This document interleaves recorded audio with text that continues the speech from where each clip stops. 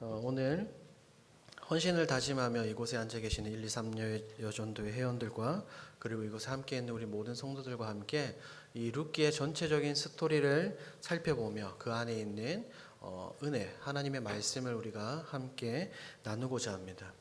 룻기는 매우 짧은 성경입니다. 여러분들이 잘 알고 계시듯이 4장으로 이루어져 있고 총 85절로 이루어져 있습니다. 하지만 이 룻기의 스토리가 구약에서 작지만 굉장히 아름다운 이야기를 그리고 있다는 것을 우리는 기억할 필요가 있습니다. 이 4장 안에 특별한 사랑 이야기, 은혜의 이야기, 구속의 이야기가 가득합니다.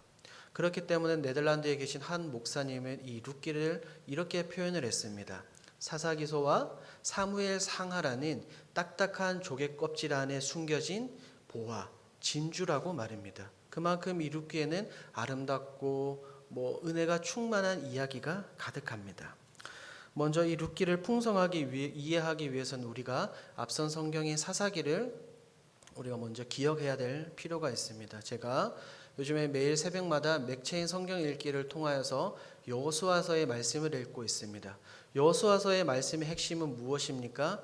이스라엘 백성들이 어떻게 하나님의 백성이 되어가는지 그런 내용들이 나와 있습니다. 그리고 사사기의 핵심은 무엇입니까? 이스라엘 백성들이 어떻게 하나님을 떠나는지에 대한 내용들이 나와 있습니다. 놀랍게도 사사기 후반절로 계속 가다 보면 레위인이 첩을 둡니다. 그리고 그 첩이 강간을 당합니다. 이 레위인이 화가 나가지고 그 첩을 12토막 냅니다. 그리고 각 지파로 보내버립니다. 이처럼 매우 암울한 이야기가 기록이 되어 있는 것이 바로 사사기입니다. 하나님의 백성들이 어떻게 하나님을 떠나는지에 대한 내용들이 그려져 있습니다.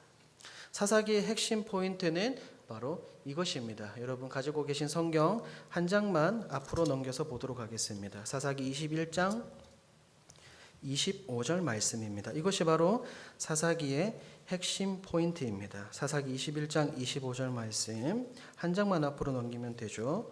우리 함께 읽도록 하겠습니다. 그때에 이스라엘의 왕이 없으므로 사람이 각기 자기의 소견에 오른 대로 행하였더라. 그리고 오늘 룻기 1장 1절 말씀을 한번 보겠습니다. 룻기 1장 1절 말씀 함께 읽습니다. 사사들이 치리하던 때에 그 땅에 흉년이 드니라. 유다 베들레헴의 한 사람이 그의 아내와 두 아들을 데리고 모압 지방에 가서 1절 말씀을 보니까 사사들이 치리하던 때라고 나와 있습니다. 즉, 이 룻기의 시대적 배경은 왕이 없고 사사들이 치리하던 그 시절을 배경으로 합니다. 사사시대에 그 땅에 흉년이 듭니다. 흉년이 드는 그 자체로 매우 암울해 보입니다. 그런데 여러분 1절을 보십시오. 유다 어느 땅을 이야기하고 있습니까? 유다 베들레헴입니다. 여러분 베들레헴은 무슨 뜻일까요? 베들레헴. 이 베들레헴은 히브리어로 합성어입니다. 집이라는 베트라는 단어와 레헴이라는 빵, 떡이라는 단어가 합쳐진 합성어입니다. 잘 생각해 보십시오. 창세기 25장에서 야곱이 광야에서 잠을 자다가 꿈을 꿉니다. 사다리가 펼쳐져 있고 그 위로 천사들이 오르락내리락 거리며 그 위에서 하나님께서 말씀합니다. 잠에서 깬 야곱은 돌을 가지고 기둥을 세우고 그곳의 이름을 무엇라고 이야기하죠? 벳엘입니다. 집이라는 베트라는 단어와 하나님이라는 엘이라는 단어를 합쳐서 하나님의 집, 즉 벳엘이라고 그것에 이름을 붙입니다. 그렇다면 생각해 보십시오. 방금 제가 말씀을 드렸죠. 집이라는 단어 베트와 떡, 빵이라는 뜻을 가진 레헴 합쳐 보십시오. 무슨 뜻이 됩니까? 뭐라고요? 그렇죠. 빵집, 떡집이라는 지명을 이 이름의 뜻을 가지고 있는 도시가 바로 이곳 베들레헴입니다. 그만큼 이 도시는 양식이 굉장히 풍부했던 것 같습니다. 그런데 놀랍게도 이곳 베들레헴에 무엇이 듭니까? 흉년이 듭니다. 먹을 것이 없다는 말입니다. 빵집에 떡집에 먹을 것이 없습니다. 여러분 아이러니하지 않습니까? 더군다나 이곳 베들레헴은 유다 베들레헴은 어떤 땅입니까? 하나님께서 당신의 백성들에게 약속하신 땅입니다. 젖과 꿀이 흐르는 약속의 땅입니다. 그런데 먹을 것이 없습니다. 이것은 사사시대뿐 아니라 족장시대 때도 동일했습니다. 흉년이 들면 사람들의 삶은 매우 피폐해질 수밖에 없습니다. 흉년이 들면 사람들은 대책을 세워야 됩니다. 그렇기 때문에 성경을 보니까 야곱도 그의 아들들을 애굽으로 먹을 것을 사오라고 심부름을 시킵니다. 그래서 이 흉년이 들었다는 이야기를 들으면 일반적으로 사람들은 그곳을 향해서 긍휼, 동정심을 가지게 됩니다. 인류 역사에서 기근과 흉년만큼 힘든 것은 없습니다. 생각해 보십시오. 먹을 것이 없다. 먹을 것이 없다는 것이 얼마나 고통스럽고 힘든 일입니까? 이곳에 앉아 계신 많은 어르신들은 아마 예전에 보릿고개라는 것이 있었을 것입니다. 물론 저는 그것을 경험해 본 세대는 아닙니다. 그처럼 보릿고개를 통해서 많은 분들이 굉장히 고통받고 힘들으셨습니다. 이러한 어려움들이 사실은 성경 곳곳에 등장합니다. 우리 예레미야애가 말씀을 한번 띄워주시겠습니까? 예레미야애가 4장 9절에서 10절까지 말씀을 보면 먹을 것이 없기 때문에 어떠한 상황이 나오는지 나와 있습니다. 예레미야애가 4장 9절에서 10절까지 말씀입니다. 우리 한번 찾아볼까요? 예레미야애가 나왔네요. 자, 화면을 보시고 함께 읽도록 하겠습니다. 시작.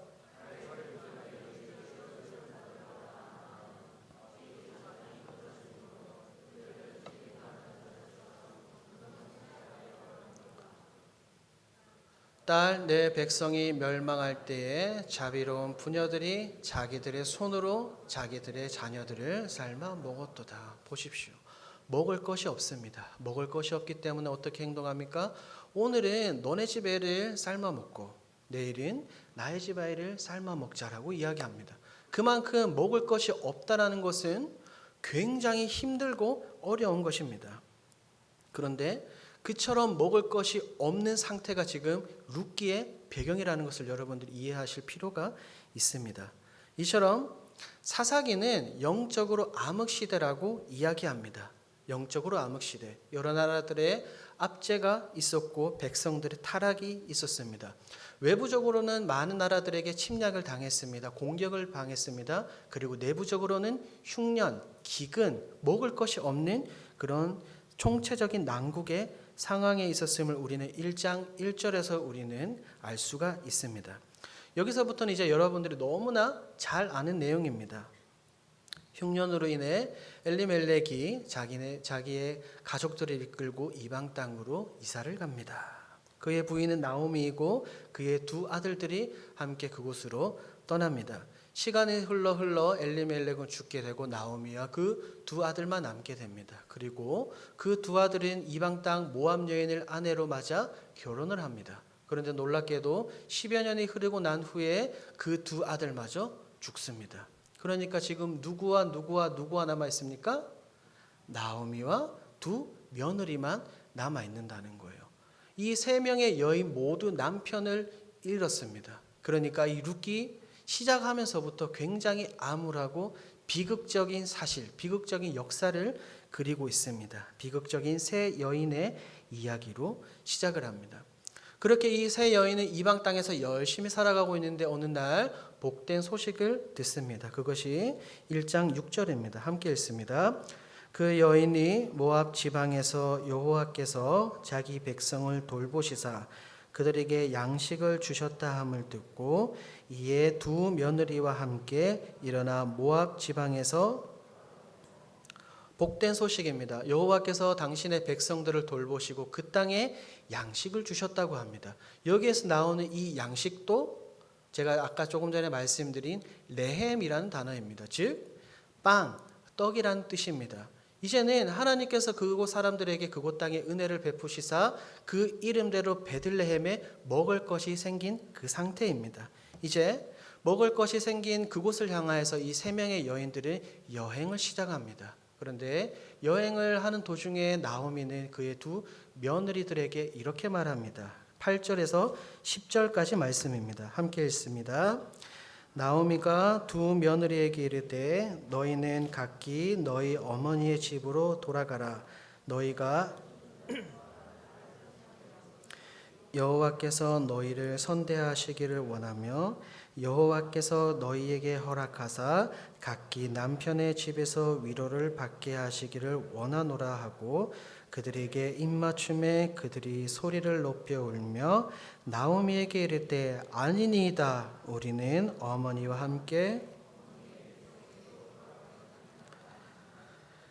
여러분 8절을 보십시오. 8절을 보면 너희가 죽은 자들과 같이 나를 선대한 것 같이 여호와께서 너희를 선대하시기를 원하며, 여러분 볼펜을 가지고 계신 분들은 선대라는 단어에 동그라미를 치시기 바랍니다. 선대. 나오미는 지금 선대라는 단어를 사용하며 그녀의 며느리들에게 돌아가라라고 이야기합니다. 떠나라. 너희가 지금까지 나와 함께 있어야 할 의무가 없었음에도 불구하고 지금까지 나라 있었는데 이제는 너의 고향 땅으로 돌아가라. 괜찮다라고 이야기합니다. 그런데 이 며느리들은 믿는 사람 나오미 가정을 만나고 나서 조금 많이 변화가 된 것 같습니다. 이러한 말에 떠나가라는 이 나오미의 말에도 불구하고 그들은 곧장 떠나지 않고 울면서 나오미에게 다시 이야기합니다. 시어머니를 붙잡습니다. 하지만 나오미는 다시 그녀들에게 강건하게 떠날 것을 명령합니다. 왜냐하면 이 당시에는 성경에 나와 있는 형사 취수 제도가 있습니다. 다른 말로 계대 결혼이라는 것이 있습니다. 이것은 신명기 25장에 나오는 말씀입니다. 쉽게 설명하면 형과 아우가 있습니다. 그런데 형이 죽었어요. 그렇다면 이 아우가 형수를 취해서 자녀를 낳아 형의 이름으로 자녀를 기르는 겁니다. 왜요? 이 가문, 이 기업이 끊어지지 않기 위함입니다. 그 가정을 책임지는 제도가 바로 이 형사 취수 제도, 다른 말로 계대 결혼이라고 이야기하는 겁니다. 그러나 생각해 보십시오. 나오미는 지금 굉장히 늙었습니다. 그래서 이 두 명의 며느리들에게, 물론 남편도 없죠. 며느리들에게 남편이 될 아이를 낳아줄 수도 없습니다. 설사 나오미가 아이를 낳는다 하더라도 이 두 명의 며느리와 결혼을 할 때까지 큰다는 것은 엄청난 시간이 걸리니까 나오미가 이 며느리들에게 돌아가라라고 이야기합니다. 결국 오르바는 소리 높여 울며 입을 맞추고 나오미를 떠납니다. 결국 룻만 남게 됩니다. 남아있는 룻에게 나오미는 다시 이렇게 말합니다. 1장 15절 말씀입니다. 1장 15절 다 같이 읽습니다. 시작.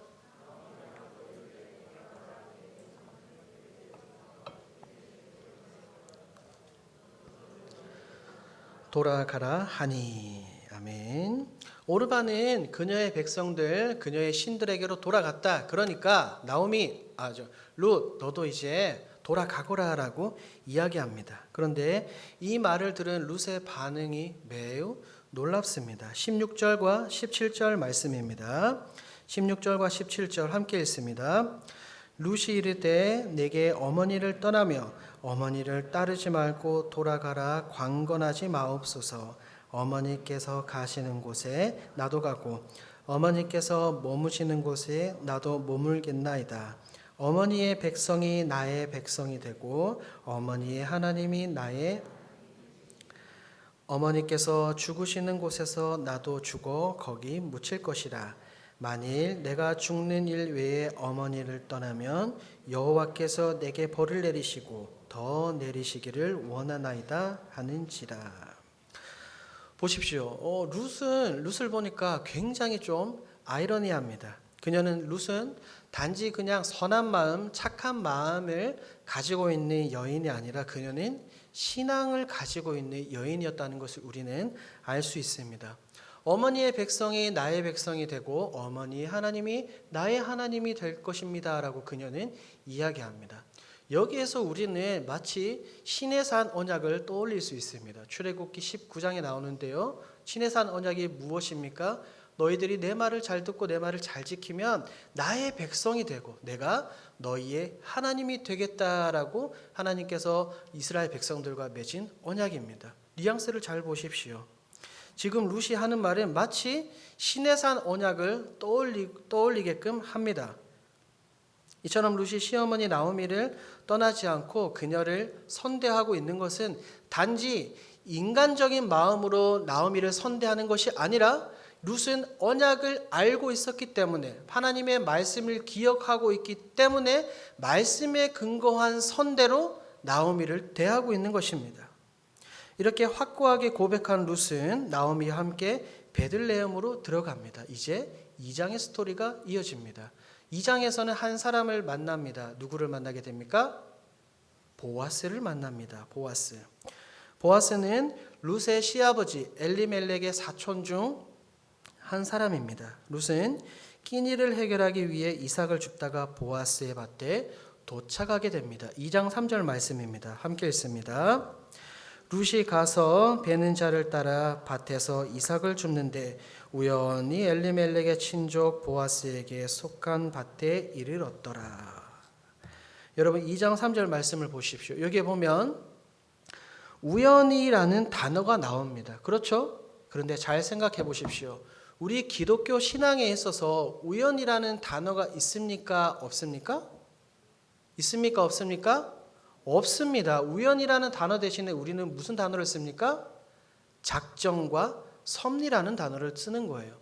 지금 룻이 우연찮게 보아스의 밭으로 들어간 것이 아닙니다. 하나님께서는 어떠한 그녀를 향하고 그를 향한 계획을 가지고 계셨기 때문에 작정과 섭리의 일부분으로 룻이 지금 보아스의 밭에 들어갔다는 사실을 우리는 기억해야 됩니다. 그 분명한 이유는 이제 뒤에 나옵니다. 그런데 놀랍게도 이 보아스는 이방 여인인 룻을 굉장히 선대하고 있습니다.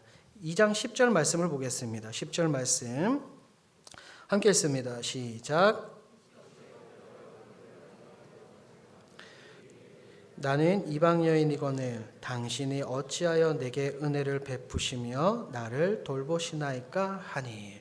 여러분 2장 10절에 나와 있는 은혜라는 단어에 또 볼펜으로 동그라미를 치십시오. 11절 말씀을 보면 이미 이 보아스는 룻에 관한 소문을 들어서 룻을 알고 있습니다. 즉 룻이 나오미에게 행한 일들, 부모와 고국을 떠나 알지도 못하는 땅, 그녀의 입장에서는 이곳 베들레헴이 이방 땅이죠. 이방 땅으로 온 일들 여러 가지 모두 다 알고 있습니다.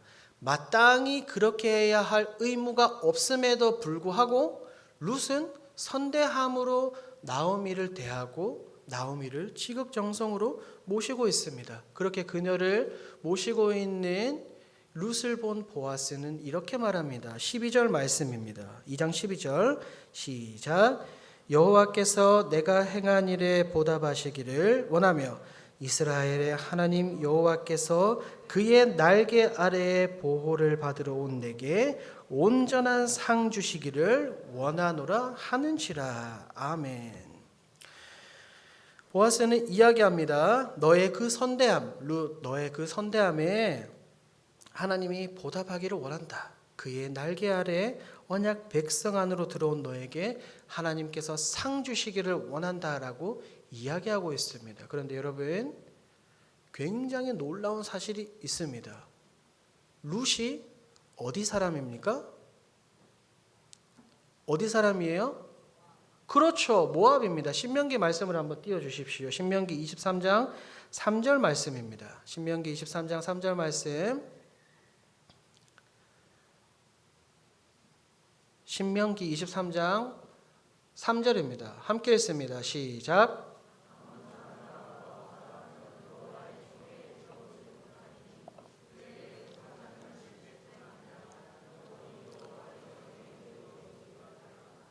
보십시오. 암몬 사람과 어디 사람은 여호와의 총회에 들어오지 못합니까? 모압 사람입니다. 룻이 어디 사람입니까? 모압 사람이죠. 근데 놀랍게도 보아스는 룻에게 네가 지금 이 언약의 날개 아래에 들어왔다라고 이야기하고 있습니다. 여러분 이것을 기억해야 됩니다. 우리 하나님 여호와께서는 여호와의 총회에 영원히 들어오지 못한다라고 고백한 모압인이라 할지라도 하나님의 날개 그늘 안에 들어온 백성을 내치지 않으시고 외면하지 않으시고 그 사람들을 거두어 주신다는 사실을 우리는 반드시 기억해야 됩니다. 이것이 바로 은혜이고 복음이라는 사실입니다. 여러분 아멘입니까? 그리고 룻이 나오미에게 선대를 베푼 것처럼 보아스도 똑같이 룻에게 선대를 행합니다. 그녀를 위해 이삭을 조금씩 뽑아서 흘리게끔 만듭니다. 그러니까 양이 제법 됩니다. 생각해 보십시오. 보아스가 지금 이 룻에게 곡식을 뽑아서 주고 곡식 줍는 것을 책망하지 않고 오히려 일부러 버리게 합니다. 룻이 가져가게 하는 거예요. 보아스가 룻에게 그럴 만한 의무가 있습니까? 없어요. 잘 생각해 보십시오. 그럴 만한 이유가 없음에도 불구하고 지금 보아스는 룻에게 무엇을 행하고 있습니까? 선대를 베풀고 있습니다. 선대를 행하고 있습니다. 17절 말씀을 보십시오. 17절 말씀을 보니까 룻이 지금 그 밭에서 주운 것을 가지고 나오미에게 갑니다. 그러니까 얼마큼 가지고 갑니까? 한 에바라고 나와 있습니다. 여러분, 이 한 에바는 얼만큼의 양을 뜻할까요? 이 에바라는 것은 히브리어로 바구니라는 뜻입니다. 그런데 이 바구니라는 뜻인데 이곳에 얼만큼의 양식이 들어갈 수 있냐면 놀랍게도 22리터 정도라고 합니다. 그러니까 굉장히 많은 양을 가지고 갈 수 있게끔 보아스는 룻에게 선대를 베푼 것입니다.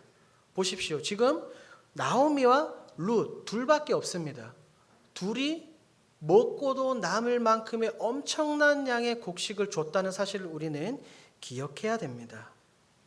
보아스의 선대로 곡식을 매우 많이 가져온 룻에게 나오미는 이렇게 말합니다. 2장 20절입니다. 함께 읽습니다. 시작. 그가 여호와로부터 복받기를 원하노라. 그가 살아있는 자와 죽은 자에게 은혜를 베풀기를 그치지 아니하는도다 하고 나오미가 또 그에게 이르되 그 사람은 우리와 가까우니 우리의 기업을 물을 자 중에 아멘. 2장 20절에서 이제 드디어 기업을 물을 자라는 이 문장이 등장합니다. 이 기업을 물을 자라는 것은 쉽게 설명을 드리겠습니다. 레위기 25장 말씀을 보면 이스라엘 모든 백성들은 땅을 기업으로 받습니다. 그런데 우리가 살펴본 것처럼 1장 1절에서 흉년이 오거나 기근이 오거나 혹은 삶의 어려움이 오면 내가 받은 그 땅, 내가 받은 그 기업을 팔아가지고 그 어려움들을 회복하는 거예요. 그 위기 순간을 모면하는 것입니다. 그리고 이스라엘의 전통에 따라 희년이 돌아오면 다시 그 팔았던 것을 다시 되돌려 받습니다. 그런데 가난한 자의 기업, 즉 팔린 땅입니다. 그 땅은 조금 있으면 희년이 되면 좋으나 싫으나 다시 돌아오게 됩니다. 그런데 희년이 오기 전에 어느 누군가가 그 사람에게 땅을 사서 이 사람에게 땅을 다시 주는 겁니다. 그것을 우리는 기업을 물을 자라고 표현을 하는 것입니다. 잘 생각해 보십시오. 성경을 보면 희년은 몇 년마다 한 번씩 돌아옵니까? 몇 년이요? 50년마다 한 번씩 무조건 돌아옵니다. 제가 누구에게 삶이 어려워서 땅을 팔았다 그러면 50년 후에 반드시 그 땅을 돌려받게 됩니다. 아무 짓도 안 해도 시간만 지나면 그 땅을 다시 받는 겁니다. 그런데 누가 제가 힘든 것을 알고 누가 먼저 그 팔린 땅을 사서 저에게 줍니다. 누가 이렇게 할 수 있겠습니까? 때가 되면 받을 수 있는데요, 여러분. 때가 되면 받을 수 있는데 여러분이라면 그렇게 행하시겠습니까? 결코 쉽게 할 수 있는 행동이 아닙니다. 따라서 이 2장 20절에서 이야기하고 있는 기업을 물을 자라는 것은 희생, 헌신, 사랑, 긍휼, 마땅히 하지 않아도 될 일을 자발적으로 행하는 일이라는 것을 여러분들은 꼭 기억할 필요가 있습니다. 그것을 다른 말로 바꾸면 우리는 은혜, 선대라고 이야기합니다. 제가 이 단어를 조금 더 깊이 좀 찾아보았습니다. 이 기업을 물을 자, 이 기업을 무르다라는 단어는 히브리어로 고엘이라는 단어입니다. 이 고엘이라는 단어는 다른 뜻으로 구속하다, 구속하여 주다라는 의미를 가지고 있습니다. 그러면 잘 생각해 보십시오. 이 고엘이라는 단어가, 기업을 무르다라는 단어가 구속하다라는 뜻을 가지고 있으면 기업을 물을 자는 무엇이 되는 겁니까? 너무 어렵습니까?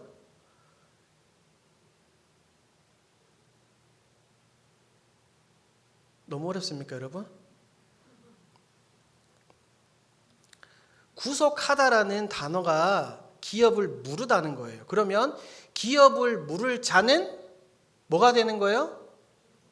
뭐가 된다고요? 그렇죠. 구속자가 되는 겁니다. 구속자. 너무나 쉽습니다. 그런데 놀랍게도 이 구속자가 이제 누가 되는 겁니까? 성경을 보니까 누가 되는 거예요? 보아스가 되는 겁니다. 계속해서 말씀을 보죠. 이제 나오미는 룻에게 한 가지 행동을 하라고 그녀에게 명령합니다. 3장으로 넘어갑니다. 3장 3절에서 5절까지 말씀입니다. 한 목소리로 읽습니다. 시작. 그런즉 너는 목욕하고 기름을 바르고 의복을 입고 타작 마당에 내려가서 그 사람이 먹고 마시기를 다 하기까지는 그에게 보이지 말고 그가 누울 때에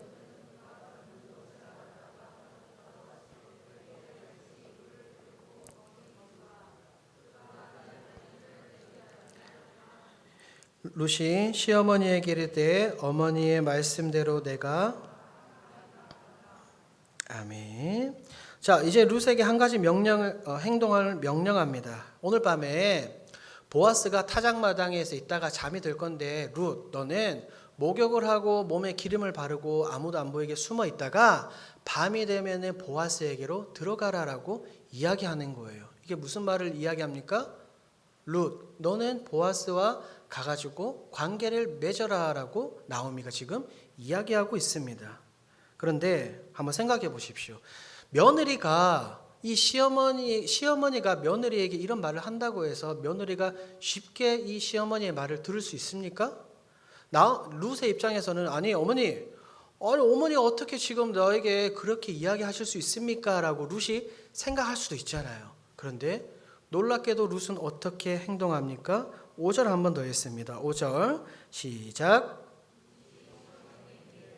어머니의 말씀대로 내가 다 보십시오. 룻은 나오미가 말한 그대로 행하겠다라고 이야기합니다.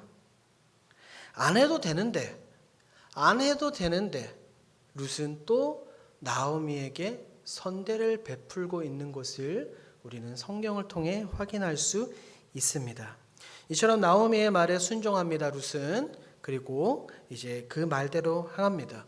보아스가 이제 누워 있습니다. 누워 있는데 깜짝 놀랍니다. 아니 발밑에 누가 있는 거예요. 너 누구야? 라고 이야기하니까 저는 룻입니다 라고 이야기하고 갑자기 뜬금없이 룻은 보아스에게 이렇게 이야기합니다. 당신은 기업 물을 자가 됨입니다 라고 이야기하는 거예요. 아니 웬 여자가 갑자기 와가지고 밤에 깜깜한데 와가지고 옷을 깨끗하게 입고 와가지고 갑자기 당신이 저에게 기업을 물을 자입니다 라고 이야기하는 겁니다.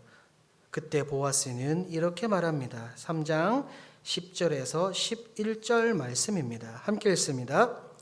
그가 이르되 내 딸아 여호와께서 내게 복 주시기를 원하노라. 내가 가난하건 부하건 젊은 자를 따르지 아니하였으니 그리고 이제 내 딸아 두려워하지 말라. 내가 내 말대로 내게 다 행하리라.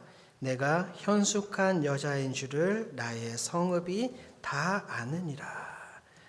보아스는 말합니다. 내가 베푼 그 인애가 처음보다 나중이 더하다라고 그가 이야기합니다. 이게 무슨 말입니까? 쉽게 이야기하면 룻은 자기 백성, 모압 백성, 모압의 신들을 따르지 않고 나오미를 선대합니다. 그 인애가 큰데 이제는 그것을 넘어서서 내가 이제는 기업을 물으려고 하는구나. 너 정말 대단하다라고 보아스가 룻에게 이야기하고 있습니다. 여기서 우리는 여러분 제목에 나와 있죠. 이제 우리 제목으로 한번 들어가 보겠습니다. 오늘 말씀 제목 한번 읽어보겠습니다. 시작. 한 번 더 크게 읽습니다. 시작.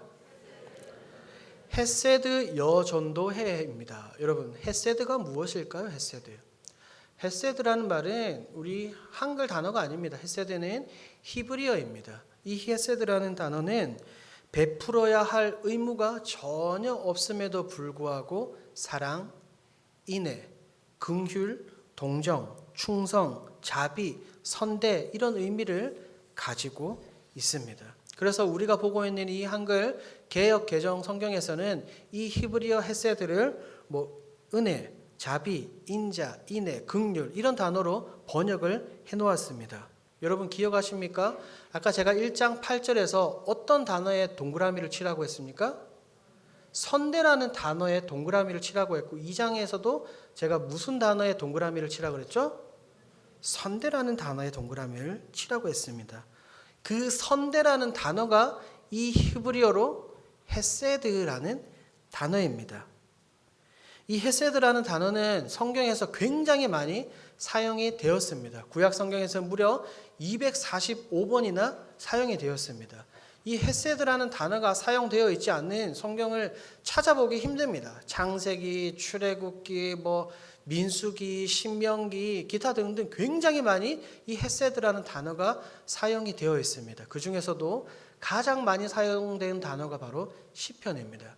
시편 말씀을 보니까 시편에는 이 헤세드라는 단어가 무려 50번이나 기록이 되어 있습니다. 하나님의 인자, 하나님의 인애, 긍휼, 사랑, 은혜 이런 것들이 굉장히 많이 기록이 되어 있습니다.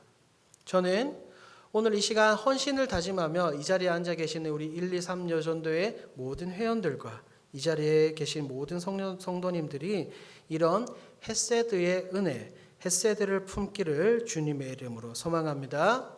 그리고 또한 늘 기도의 자리를 지키고 계시는 우리 123 여전도 회원들은 11절에서 보아스가 룻에게 뭐라고 이야기합니까? 현숙한 여인이라고 이야기합니다. 이런 현숙한 여인이 되는 우리 123 여전도의 회원들이 되기를 주님의 이름으로 소망합니다.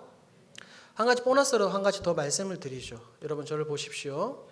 우리 한글 개역 개정 성경은 사사기 다음에 무슨 성경이 있습니까? 룻기죠. 오늘 보는 말씀 룻기입니다. 그런데 유대인들이 읽는 이 히브리어 성경은 우리 한글 성경과 순서가 다릅니다. 놀랍죠? 이 히브리어 성경은 유대인들이 보는 성경은 토라, 예언서, 성문서로 이루어져 있습니다. 쉽게 말해 우리는 사사기 다음에 룻기가 있는데 유대인들이 보는 이 히브리 성경에는 사사기 다음에 룻기가 없고 사무엘상하와 역대상하가 바로 붙어 있는 겁니다. 그렇다면 우리가 오늘 함께 나누고 있는 이 룻기 말씀은 어디에 붙어 있을까요? 놀랍게도 잠언 뒤에 붙어 있습니다. 여러분 잘 생각해 보십시오. 잠언은 1장부터 31장까지 이루어져 있습니다. 특히 31장 말씀은 어떤 말씀입니까? 르무엘 왕의 어머니의 교훈입니다. 그리고 하반절에 갈수록 어떤 사람에 대해서 기록하고 있습니까? 현숙한 여인에 대해서 기록하고 있는 것이 잠언 31장입니다. 그런데 유대인들이 가지고 있는 히브리 성경 잠언 다음에는 무슨 성경이 나온다고요? 룻기입니다. 뭔가 여러분 이제 불꽃이 확 튀지 않습니까? 튀지 않습니까? 룻기에 나오는 이 룻은 잠언이 이야기하고 있는 이 현숙한 여인과 매치가 되는 겁니다. 그러니까 지금 보아스가 룻에게 네가 현숙한 여인이라는 것을 나만 아는 것이 아니라 온 성읍에 있는 사람들이 다 알고 있다라고 이야기하는 것입니다. 저는 1, 2, 3 여전도회가 이런 현숙한 여인이자 헤세드 여전도회가 되기를 주님의 이름으로 소망합니다. 이후 사건을 계속해서 한번 보도록 하죠. 룻이 보아스에게 말합니다. 당신이 기업을 물을 자입니다 라고 하니 보아스는 이렇게 이야기합니다. 절차상 더 가까운 친척이 있으니까 그 가까운 친척한테 물어보고 그가 거절을 하면 내가 기꺼이 기업을 물으겠다라고 말합니다. 그리고 나서 이 보아스는 룻에게 많은 곡식을 쥐어주고 많은 다른 사람들이 보기 전에 룻을 집으로 돌려 보냅니다. 이제 4장입니다. 4장으로 들어가니 이제 보아스는 장로들과 여러 사람들을 모아놓고 함께 회의를 합니다. 즉 엘리멜렉의 기업에 대해서, 그의 가문에 대해서 회의를 합니다. 먼저 기업을 물을 자, 이제 보아스 말고 더 가까운 기업을 물을 자에게 물어보니 그가 기업을 물은다고 합니까? 못 물은다고 합니까? 못 물은다고 하는 거예요. 그가 거절을 합니다. 결국에 보아스가 기업을 물으기로 작정을 하고 13절 말씀을 보니까 이제 보아스가 룻을 아내로 맞이합니다. 이렇게 보아스는 룻에게 무엇을 베풉니까? 선대, 즉 무엇을 베풀죠? 헤세드를 그는 그녀에게 베풀고 있습니다. 여기서 우리가 주목해야 될 구절이 있습니다. 그것이 바로 4장 10절 말씀입니다. 4장 10절 말씀 함께 읽습니다. 시작. 나의 아내로 맞이하고 그 죽은 자의 기업을 그의 이름으로 세워 그의 이름이 그의 형제 중과 그곳 성문에서 끊어지지 아니하게 하매 너희가 오늘 증인이. 아멘. 보아스가 말합니다. 그래, 내가 이제 기업을 물으겠다. 그리고 룻을 아내로 맞이하겠다라고 말합니다. 그리고 이 기업을 나의 이름이 아니라 죽은 자의 이름으로 세우겠다라고 말합니다. 즉 룻의 첫 번째 남편입니다. 이름이 뭐죠? 말론입니다. 말론의 이름으로 기업을 세우겠다라고 보아스가 말합니다. 죽은 자의 가문을 그의 이름으로 세우겠다라고 말합니다. 여러분 보십시오. 룻이 나오미에게 헤세드를 베풀었습니다. 보아스가 룻에게 헤세드를 베풀었습니다. 그러니까 지금 이 룻기에서는 이 헤세드의 물결이 흘러 넘치고 넘쳐서 어떻게 됩니까? 죽은 자의 가문이 다시 살아나고 죽은 자의 기업이 다시 회복되어지는 놀라운 은혜의 역사가 지금 성경 가운데 이루어지고 있습니다. 이 얼마나 놀랍고 은혜로운 헤세드의 물결이냐는 말입니까? 이제 룻기는 아름답고 아름다운 결말을 향해서 나아갑니다. 먼저 우리가 오늘 함께 읽은 본문 1장으로 가보죠. 1장 8절과 9절 말씀을 우리 한 목소리로 읽도록 하겠습니다. 함께 읽습니다. 시작. 너희는 각기 너희 어머니의 집으로 돌아가라. 너희가 죽은 자들과 같이 여호와께서 너희를 선대하시기를 원하며 여호와께서 너희에게 허락하사 각기 남편의 집에서 위로를 받게 하시기를 원하노라 하고 그들에게 입맞춤에 나오미가 두 며느리들에게 분명하게 이야기합니다. 너희들이 내게 헤세드를 행한 것처럼 하나님께서 너희들에게 헤세드를 행하기를 원하노라라고 이야기합니다. 즉 헤세드를 베푼 자에게 하나님께서 헤세드를 베푸신다는 것입니다. 여러분, 우리가 이 짧은 한 30분 가량 동안 룻기 1장에서 4장까지를 한번 싹 훑어봤는데 룻기 전체적으로 볼 때 헤세드를 베푼 사람이 누구와 누구입니까? 누구와 누구예요? 그렇죠. 룻과 보아스입니다. 룻 두 명, 룻과 보아스입니다. 그들이 과연 하나님으로부터 나오미가 이야기하고 있는 것처럼 하나님으로부터 헤세드를 입었을까요? 먼저 룻부터 살펴보겠습니다. 룻은 아까 13절에서 살펴보았듯이 죽어가는 끊어져가는 엘리멜렉의 가문을 다시 되살리는 중요한 역할을 합니다. 4장으로 가보죠. 4장 21절 말씀입니다. 우리 함께 읽도록 하겠습니다. 4장 21절 시작.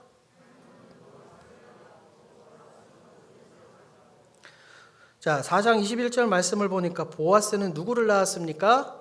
오벳을 낳았습니다. 오벳의 아들은 누구일까요? 이새입니다. 이새의 아들은 다윗입니다. 여러분, 다윗이 누구입니까? 이스라엘 역사상 가장 위대한 왕이라고 평가를 받는 매우 놀라운 왕입니다. 즉 룻은 왕이 없고 영적으로 굉장히 혼탁한 사사시대를 살아갈 때에 이스라엘의 최고의 왕이라고 불리는 사람 다윗의 이 증조 할머니가 된 것입니다. 잘 보세요. 룻은 원래 유대인이었습니까? 아닙니까? 아니에요. 어디 사람이에요? 모압입니다. 한낱 모압 여인이, 이방 여인이 다윗의 증조 할머니가 되는 이 헤세드를 입게 된다는 것입니다. 그리고 이 다윗의 핏줄에서 누가 납니까?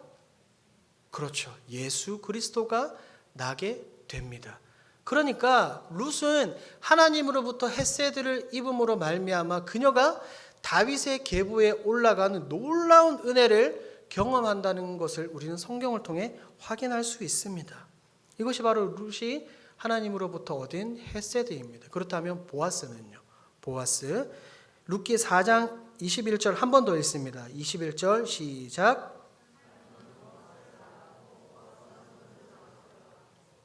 보십시오. 한 장 앞으로 넘겨서 10절 말씀을 보겠습니다. 10절 말씀을 보면 분명히 보아스는 이야기했습니다. 보아스가 죽은 자의 가문, 죽은 자의 이름으로 가문을 세우겠다, 일으키겠다라고 이야기했는데 21절 보니까 말론의 이름이 아니라 누구의 이름이 들어가 있어요? 지금 누구의 이름? 보아스의 이름이 들어가 있습니다. 뭔가 좀 이상하지 않습니까? 마태복음으로 넘어가 보죠. 마태복음 1장 5절 말씀입니다. 마태복음 1장 5절 함께 읽습니다. 시작. 살몬은 라합에게서 보아스를 낳고 보아스는 룻에게서 오벳을 낳고 오벳은 이새를 낳고. 보십시오. 마태복음 1장은 예수 그리스도의 계보입니다. 그런데 여기에 말론의 이름이 들어가 있습니까? 보아스의 이름이 들어가 있습니까? 보아스의 이름이 들어가 있습니다. 놀랍지 않습니까? 이것이 바로 보아스에게 베풀어 주신 하나님의 놀라운 헤세드라는 것입니다.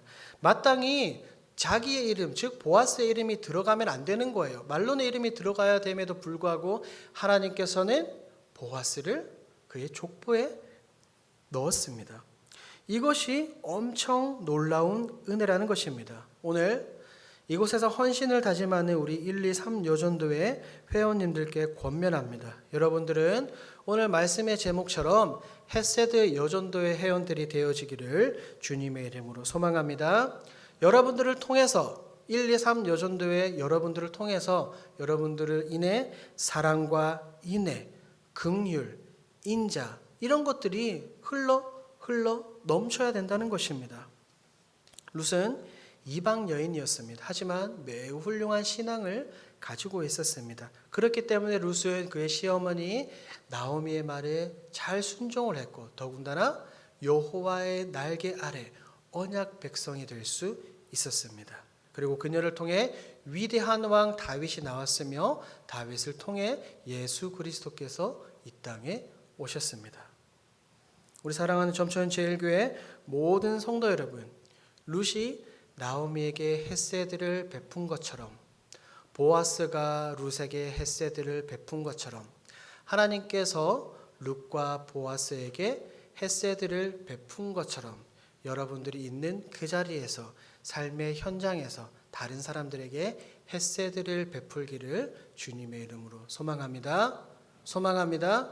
여러분 은혜라는 것은 이곳 예배당에서 그냥 이 말씀을 통해서 받고 그냥 돌아가는 것이 아닙니다. 진짜 은혜라는 것은 여러분들의 삶의 현장에서 이 말씀이 살아 움직이게 해야 되는 거예요. 여러분들의 가정과 직장과 학교, 학업 어디에 있든지 간에 오늘 들은 이 말씀을 붙들고 여러분들이 헤세드의 통로가 되어야 되는 것입니다. 그것이 바로 비로소 그때야 여러분들은 은혜 받았다라고 말할 수 있는 것입니다. 이것을 기억하고 삶의 현장 가운데서 헤세드가 충만하시기를 주님의 이름으로 소망합니다. 그리고 이런 헤세드의 은혜가 충만한 우리 이곳에 헌신을 다짐하는 사랑하는 1, 2, 3 여전도의 회원들이 되어지기를 주님의 이름으로 소망합니다.